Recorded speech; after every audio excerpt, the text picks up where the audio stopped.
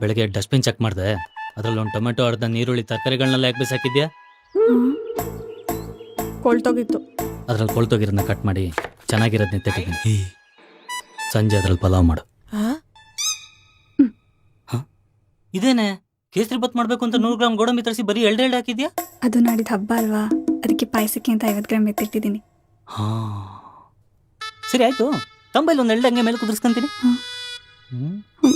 ಹಬ್ಬಕ್ಕೆ ಬೇಕು ಬಿಡ್ರಿ. ಎತ್ತಿಟ್ಟಿದ್ದೀನಿ ಅಂದಲ್ಲಿ ತಂಬರೆ ತಂದಿದ್ದೆ 50 ಗ್ರಾಮು.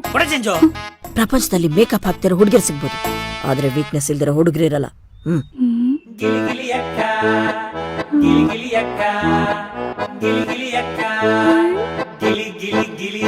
ಗೊತ್ತಾದ್ರೆ